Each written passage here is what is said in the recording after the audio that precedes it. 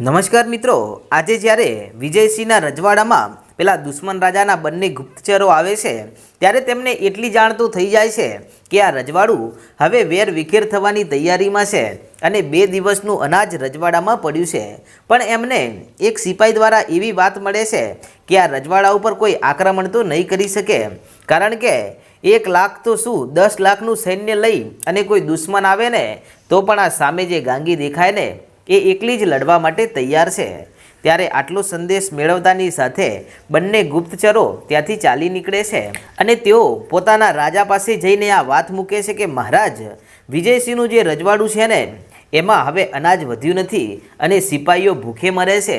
માંડ માંડ એમના રજવાડાની રૈયતને એકાદ રોટલો દિવસ દરમિયાન મળે છે અને આવા સમયમાં આપણે આક્રમણ કરીશું ને તો આપણે એમનું રજવાડું તો જીતી લઈશું, પરંતુ એમના રજવાડાની અંદર એક ગાંગી નામની એક એવી દીકરી છે કે જે ખૂબ જ ભારે અને માયાવી વિદ્યાની જાણકાર છે। તે 1 લાખ નહીં 10 લાખ સિપાહીઓને પણ એક જ ક્ષણભર વારમાં હરાવી શકે છે, માટે એ રજવાડાને જીતવું અસંભવ વાત છે। મહારાજ, હવે આપણે એ રજવાડાને જીતવા નથી જવું। ત્યાં તો સેનાપતિ કહેવા લાગ્યો કે મહારાજ, ગાંગી વિશે તો મેં પણ ઘણી ચર્ચાઓ સાંભળી છે।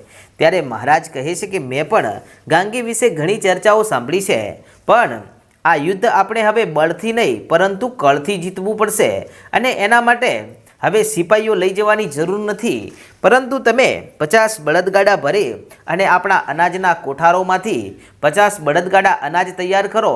હવે આ યુદ્ધ અનાજથી જીતીશું। ત્યારે આ બાજુ સેનાપતિ કહેવા લાગ્યો કે પણ મહારાજ, અનાજથી કેવી રીતે યુદ્ધ જીતાય અને આજ દિવસ સુધી ઇતિહાસમાં ક્યાંય એવું નથી સાંભળ્યું કે અનાજથી યુદ્ધ જીત્યા। ત્યારે મહારાજ હસવા લાગ્યા અને કહે છે કે તમે મારી સાથે ચાલો, હવે આ યુદ્ધ અનાજથી હું જીતીને દેખાડું છું। આમ કહીને મહારાજ કે જે 50 બળદગાડા ભરી અનાજના અને લઈને ચાલ્યા છે એમની સાથે ચારે બાજુ સિપાહીઓ છે, કારણ કે દુકાળનો માહોલ છે અને આ અનાજ કોઈ લૂંટી ના જાય એટલા માટે આજુબાજુ હજારો સિપાહીઓ છે અને આગળ મહારાજ અને સેનાપતિ બંને જણા ચાલતા ચાલતા જઈ રહ્યા છે અને તેઓ વિજયસિંહના રજવાડાની જે સીમા હતી ત્યાં જઈને ઊભા રહી જાય છે અને ત્યાં ઊભા રહી અને પોતે ત્યાં વિશ્રામ કરી રહ્યા છે। ત્યારે આ બાજુ ગાંગી કે જે વિજયસિંહના રજવાડામાં હાલત જુએ છે તો હવે લોકો ભૂખે મરી રહ્યા છે અને તેઓ આમ તેમ બટકું રોટલા માટે તડફડિયા મારી રહ્યા છે। ત્યારે આ ઘટના જોઈ અને વિજયસિંહની પાસે જઈને ગાંગી કહે છે કે મહારાજ, હવે આપણી પરિસ્થિતિ ખૂબ જ ગંભીર થઈ ગઈ છે અને 2 દિવસમાં અનાજની વ્યવસ્થા નહીં કરીશું ને તો લોકો મરી જશે અને એના જવાબદાર આપણે ગણાઈશું। ત્યારે વિજયસિંહ અને સુરજસિંહ કહે છે કે ગાંગી, અમે કાંઈક કરીએ છીએ, તું ચિંતા કરીશ નહીં। અને ત્યારે ગાંગી કહે છે કે વાંધો નહીં, ત્યાં સુધી હું પણ ક્યાંક અનાજની શોધમાં નીકળું છું। અને આમ કહીને તે સંભળી બની અને આકાશમાં ઉડી જાય છે અને વિજયસિંહના રજવાડાને પાર કરી અને જેવી એમના સીમા સુધી પહોંચીને ત્યાં તેણે 50 બળદગાડા ભરેલા અનાજના જોયા અને આ દૂરથી જોતાની સાથે તે સમજી ગઈ કે લાગે છે કે પેલા એક રાજાનો સંદેશ નહોતો આવ્યો ને, એણે બળદગાડા ભરીને અનાજ મોકલ્યા હોય એવું મને જણાય છે। અને જો આ 50 બળદગાડા ભરીને જો અનાજ આવ્યું હશે ને તો 1-2 મહિના આરામથી અમારા રજવાડાના નીકળી જશે। અને પછી તે દૂર નીચે ઉતરે છે અને ચાલતી ચાલતી આ રાજાની પાસે આવે છે। ત્યારે રાજા દૂરથી ગાંગીને આવતા જોઈ જાય છે અને હસવા લાગ્યો અને પેલા જે 2 ગુપ્તચરો હતા તેમને કહે છે કે શું આ ગાંગી જ છે? ત્યારે તે કહે છે કે હા મહારાજ, આ એ જ દીકરી છે કે જેનાથી આ બાજુનો આખોય વિસ્તાર થરથર કાંપે છે। ત્યારે તેઓ કહે છે કે તો આવવા દો કે મહારાજ ધ્યાનથી હો।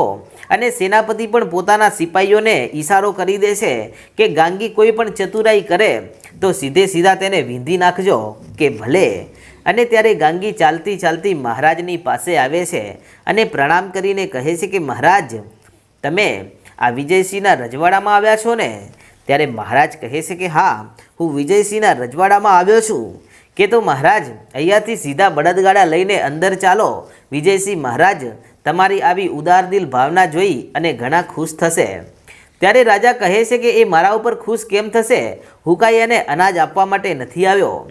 ત્યારે ગાંગી કહે છે કે તમે અનાજ આપવા માટે નથી આવ્યા, તો પછી આ અનાજ લઈને કેમ આવ્યા છો? ત્યારે આ રાજા એટલું કહે છે કે હું અનાજ એટલા માટે લઈને આવ્યો છું, આપવાનો તો વિજયસિંહના રજવાડામાં જ છું, પરંતુ આ અનાજની સાથે ગાંગી તારે અમારી સાથે વચને બંધાવવું પડશે, અને જો એ વચને તું બંધાઈશ ને તો હું તને આ અનાજ આપીશ. ત્યારે ગાંગી કહે છે કે અનાજ માટે હું કોઈ પણ વચને બંધાવવા માટે તૈયાર છું, કારણ કે આટલું અનાજ જો વિજયસિંહના રજવાડામાં પહોંચી જાય ને તો અડધો દુકાળ ઉતરી જાય એમ છે. તેથી ગાંગી કહે છે કે બોલો મહારાજ, કેવું વચન જોઈએ છે?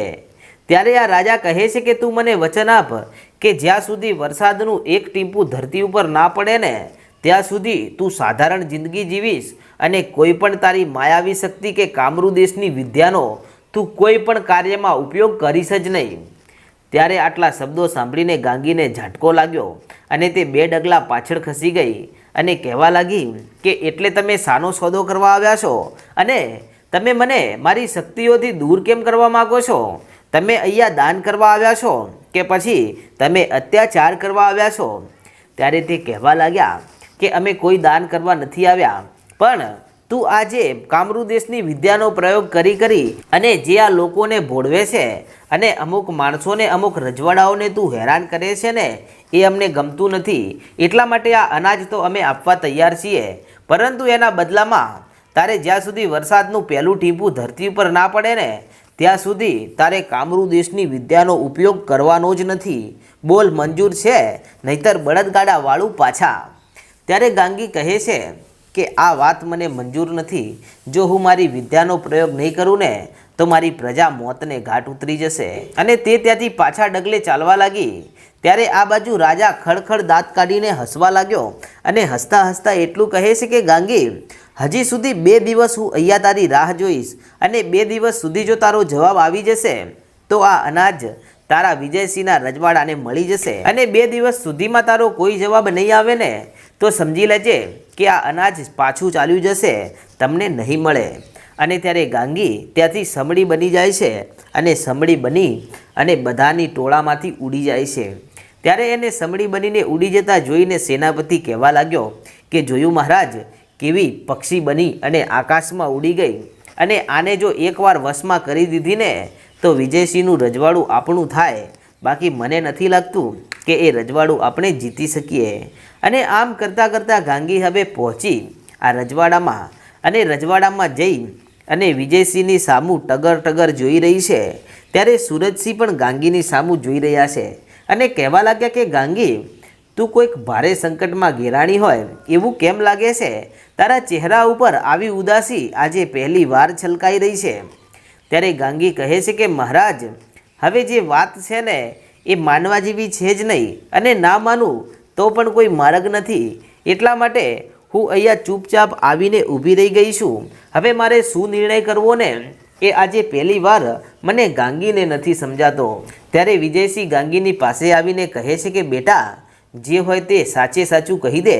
જો અમે સાચો નિર્ણય તને જણાવીશું, ખોટું તને ક્યારેય નહીં કહીએ. ત્યારે ગાંગી એટલું જ કહે છે કે મહારાજ, અહીંયાથી તમારું જે રાજ્ય છે ને એ સીમાની પાર 50 બળદગાડા લઈને એક રાજા ઊભો છે, અને એ રાજા કોણ છે તમને ખબર છે? જે તમારી 10 ચિઠ્ઠીઓ આવી હતી પાછી ના પાડવા માટે, અને એક જવાબ નહોતો આવ્યો ને, એ રાજા 50 બળદગાડા ભરી અનાજના ઊભો છે. પણ એનું કહેવું એવું છે કે ગાંગી, આ 50 બળદગાડામાં જેટલી પણ અનાજની બોરીઓ છે ને એ બધી વિજયસિંહને એમ જ આપી દેવી છે, પરંતુ તારે અમને વચન આપવું પડશે કે જ્યાં સુધી ધરતી ઉપર વરસાદનું એક ટીપું ના પડે ને ત્યાં સુધી કામરૂ દેશની વિદ્યાનો ઉપયોગ કરીશ જ નહીં, ભલે પછી ગમે તેવી પરિસ્થિતિ હોય. ત્યારે આટલા શબ્દો સાંભળીને વિજયસિંહ કહેવા લાગ્યા કે ના ગાંગી ના, આવું વચન તે આપ્યું તો નથી ને, અને તું આ રીતે બંધનમાં બંધાઈ જતી નહીં, નહીતર તને ખબર છે એ રાજા કદાચ આપણા ઉપર આક્રમણ પણ કરી શકે છે. અને મને તો એવું જ લાગે છે કે આ રાજા તકનો લાભ ઉઠાવી અને તને આ રીતે વચને બાંધી અને આ રજવાડા ઉપર આક્રમણ કરવાની નીતિથી આવ્યો છે. ત્યારે ગાંગી કહે છે કે એની આ ભાવના તો એના ચહેરા ઉપર દેખાઈ રહી હતી, પરંતુ કદાચ હું એની સાથે વચને બંધાઈ જાઉં ને તો હે વિજયસિંહ, તમારા રજવાડામાં 2-3 મહિના ચાલે ને એટલું અનાજ મળી જાય. ત્યારે સુરજસિંહ કહે છે કે ગાંગી તું અમારું હથિયાર છે અને અનાજ ગમે ત્યાંથી આપણે લાવી દઈશું, પરંતુ આમ આ રીતે તારે વચને બંધાવવાનું નથી, અને જો તું આ રીતે બંધાઈ ગઈ ને તો સમજી લેજે કે આ વિજયસિંહનું રજવાડું તો જશે, પરંતુ એની સાથે સાથે મારું એ રજવાડું જશે, અને રજવાડું જાય એનો કાંઈ વાંધો નથી, પરંતુ ગાંગી આપણી જેટલી પણ પ્રજા છે ને એ પ્રજા ઉપર આ લોકો અત્યાચાર કરશે, અને જે અલગ અલગ ગામના માણસોને અહીંયા આશરો આપ્યો છે ને એમને મારી મારીને તેઓ કાઢી મૂકશે, અને પછી આપણે કાંઈ નહીં કરી શકીએ. ત્યારે ગાંગીને કાંઈ સૂઝતું નથી, અને અત્યારે તો તે આ દુશ્મન રાજાને કોઈ જવાબ આપતી નથી, અને આમ કરતાં કરતાં એક દિવસ પૂરો થઈ ગયો અને બીજી રાત આવી, અને એ રાત પૂરી થઈ ગઈ અને બીજા દિવસની વહેલી સવાર થઈ છે. ત્યારે ગાંગી આ વિજયસિંહે જે પેલા ગામને એમના રજવાડામાં રાખ્યું હતું એ બાજુ ગાંગી આટો મારવા જાય છે. ત્યાં તો એક એક માણસ ભૂખ અને તરસથી રાડો પાડી રહ્યા છે, અને તેઓ ભૂખના કારણે ગાંગીના પગમાં આવીને પડવા લાગ્યા અને કહે છે કે ગાંગી મારા પિતાજીને બચાવી લે, તેઓ ભૂખના કારણે મરી રહ્યા છે. ત્યાં તો કોઈ બાળક આવીને કહે છે કે ગાંગી મારી માતાને બચાવી લો, તે ભૂખના કારણે તરફડિયા મારી રહી છે. અને આમ કરતાં કરતાં ગાંગી આગળ ચાલી, ત્યાં તો બે માણસોને સફેદ કપડામાં ઢાંકીને સુવાડેલા છે. ત્યારે ગાંગી કહે છે કે આ કોણ સૂતું છે આ રીતે? ત્યારે તેની બાજુમાં એક ભાઈ આવીને કહેવા લાગ્યો કે ગાંગી આ મારી પત્ની છે, ગઈ રાત્રે જ ભૂખના કારણે મોતને ઘાટ ઉતરી ગઈ છે, હવે મહારાજ આવે તો એમની રજા લઈ અને આના અગ્નિ સંસ્કાર કરવા માટે જવું છે. ત્યાં તો ગાંગીના પગ નીચેથી ધરતી સરકી ગઈ અને તેની આંખમાંથી આંસુ આવી ગયા. ત્યારે પેલો ભાઈ કહે છે કે ગાંગી તમે રડશો નહીં, તમે તો અમારી મદદ કરી છે અને આ રજવાડામાં લાવી અને અમને આટલા દિવસ જીવાડ્યા ને એ બદલ ખૂબ ખૂબ આભાર. અને હવે અમને ખબર પડી ગઈ છે કે ગાંગી આ રજવાડામાં અનાજ ખૂટી ગયું છે તો મહારાજ પણ શું કરી શકવાના છે. અને પછી ગાંગી થોડીક આગળ ચાલી, ત્યાં તો પેલા ગીધડાઓથી બચાવી અને જે સ્ત્રીને ગાંગી લઈને આવી હતી ને એ સ્ત્રી ત્યાં બેઠી બેઠી પોતાની જિંદગીના છેલ્લા શ્વાસ ગણી રહી છે, અને ગાંગીને આવતા જોઈ અને તેના ત્રણેય બાળકો ગાંગીના પગમાં મૂકીને કહે છે કે ગાંગી હવે મારાથી જીવાય એમ નથી, કારણ કે 2 દિવસથી મેં કાંઈ ખાધું પીધું નથી અને અનાજ રજવાડામાં વધ્યું નથી, એટલા માટે હવે થોડા જ સમયમાં મારો દેહકાળ થઈ જશે એ વાત તો નક્કી છે, પરંતુ ગાંગી મારા આ 3 બાળકોને કાંઈ ના થવા દેતી, મને વચન આપ ગાંગી કે તું આ મારા 3 બાળકોને બચાવી લેશે અને એમને દુકાળથી ખૂબ જ દૂર લઈ જશે, જેથી મારા બાળકો જીવી જાય, ભલે ને મારું મોત થઈ જતું. અને ત્યારે આ બધી ઘટના જોઈને ગાંગી ધ્રવી ઉઠી અને તે દોડી અને આ ગામની બહાર નીકળી ગઈ અને વિજયસિંહની પાસે આવીને કહેવા લાગી કે વિજયસિંહ હું જાઉં છું દુશ્મન રાજા પાસે, અને હવે હું વચને બંધાવવા માટે તૈયાર છું, કદાચ મારું મોત થઈ જાય તો ભલે થઈ જતું, અને મને લાગે છે કે તેઓ મને મારી નાખવા માટે તેઓ આ વચન લેવા માગે છે, પરંતુ હું આ જે પ્રજા તડપી રહી છે ને એમને આ રીતે તડપવા તો નહીં દઉં. હવે હું જાઉં છું અને જઈ અને સૌથી પહેલાં એને વચન આપીને 50 બળદગાડા જે ભરેલા છે ને એ અનાજને આ તમારા રજવાડામાં લાવીશ, પછી કહીશ કે તારે મને મારવી હોય તો મારી નાખ, હું મારી શક્તિઓનો પ્રયોગ નહીં કરું.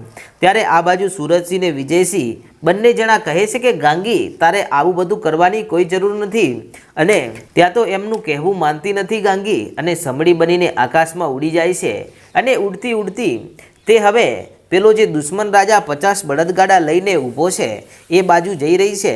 અને આ બાજુ વિજયસિંહ સુરજસિંહને કહે છે કે ભાઈબંધ જલ્દી ઘોડા બહાર કાઢો, ગાંગીને રોકવી પડશે, અને જો તે વચન આપી દેશે ને તો આપણું રજવાડું વેર વિખેર થઈ જશે. તેથી સુરજસિંહ ને વિજયસિંહ બંને જણા ઘોડે સવાર થઈ અને ઘોડાને એડી મારીને એ બાજુ દોડ્યા છે. અને આ બાજુ ગાંગી ઉડતી ઉડતી પહોંચી જાય છે દુશ્મન રાજા પાસે અને જઈને કહે છે કે મહારાજ 50 બળદગાડા વિજયસિંહના રજવાડામાં રવાના કરો, હું તમને વચન આપવા માટે તૈયાર છું. ત્યારે રાજા પોતાના ઘોડા ઉપરથી નીચે ઉતરીને ગાંગીની પાસે આવે છે અને કહે છે કે આપ મને વચન. ત્યારે ગાંગી પોતાનો હાથ લાંબો કરી અને કહે છે કે હે મહારાજ, હું મારી સ્વર્ગવાસ પામેલી મારી માતાની સોગંદ ખાઈને કહું છું કે જ્યાં સુધી આ ધરતી ઉપર એક પણ વરસાદનું ટીપું નહીં પડે ને ત્યાં સુધી હું કામરૂ દેશની કોઈ પણ વિદ્યાનો પ્રયોગ નહીં કરું. અને આટલા શબ્દો સાંભળતાની સાથે રાજા ખળખળ દાંત કાઢીને હસવા લાગ્યો અને હાથ ઊંચો કરીને કહે છે કે બળદગાડા મોકલી દો વિજયસિંહના રજવાડામાં. અને ત્યાં તો હવે સુરજસિંહ અને વિજયસિંહ પણ ત્યાં આવીને ઊભા રહી જાય છે. અને બળદગાડા જ્યારે આ વિજયસિંહના રજવાડા તરફ રવાના થયા ત્યાં તો સુરજસિંહ કહેવા લાગ્યા કે વિજયસિંહ ગાંગી વચન આપી ચૂકી છે અને હવે ભયાનક ઘટનાની શરૂઆત થઈ જશે. તો મિત્રો હવે આગળ શું બને છે તેનો ઇતિહાસ આપણે આગળના ભાગમાં જોશું. અને તમે આપણી ચેનલ પર પહેલીવાર આવ્યા હોય તો આજે જ આપણી ચેનલ રાજા મેલડીને સબસ્ક્રાઈબ કરી નાખો. જય માતાજી.